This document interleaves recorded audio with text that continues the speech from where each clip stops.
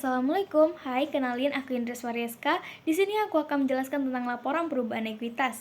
Laporan perubahan ekuitas menyediakan informasi terkait dengan jumlah modal yang dimiliki oleh sebuah perusahaan dalam periode tertentu.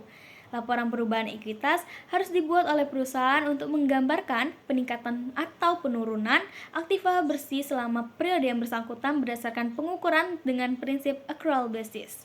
Beberapa data khusus yang diperlukan untuk menyusun perubahan ekuitas adalah modal awal periode, pengambilan dana pribadi oleh pemilik dalam periode yang bersangkutan atau PRIF, dan juga total laba atau rugi bersih perusahaan dalam periode yang terkait. Untuk menyusun laporan perubahan ekuitas, dibutuhkan data laba rugi, maka jelas laporan ini dibuat setelah laporan laba rugi. Laporan ekuitas disajikan pada posisi keuangan pada bagian ekuitas itu adalah returns earning akhir. Total penghasilan komprehensif adalah perubahan ekuitas selama satu periode yang dihasilkan dari transaksi dan peristiwa lain selain perubahan yang dihasilkan dari transaksi dengan pemilik dalam kapasitasnya sebagai pemilik. Laporan perubahan ekuitas ini berisi perubahan modal awal dan akhir perusahaan, sehingga menunjukkan perubahan apakah modal menjadi bertambah atau berkurang.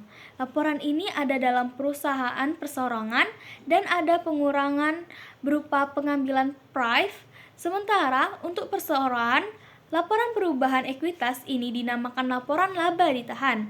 Tidak ada pengambilan PRIF, yang ada adalah pembagian dividen dan bertujuan untuk mengetahui besarnya penambahan modal perusahaan. Laporan perubahan ekuitas, jadi pada dasarnya laporan perubahan ekuitas ini tujuannya adalah untuk mengetahui berapakah modal awal perusahaan ketika awal beroperasi pada satu periode dan juga berapakah modal akhir perusahaan ketika setelah beroperasi pada periode tersebut. Apakah dari modal awal ke modal akhir mengalami kenaikan atau justru modal awal ke modal akhir mengalami penurunan? Bisa kita hitung dengan menggunakan rumus, yaitu modal awal tambah dengan laba atau kurangkan dengan rugi apabila perusahaan mengalami kerugian, dan juga bisa kita kurangi dengan adanya pengambilan pribadi atau PRIF atau pembagian dividen oleh perusahaan, sehingga akan ketemu modal akhir.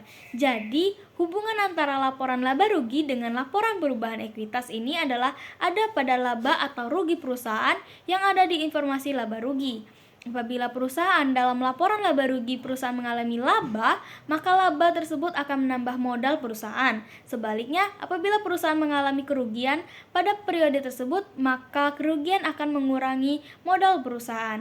Sekian video dari saya, lebih dan kurangnya saya mohon maaf. Wassalamualaikum warahmatullahi wabarakatuh. Sampai jumpa kembali. Bye-bye.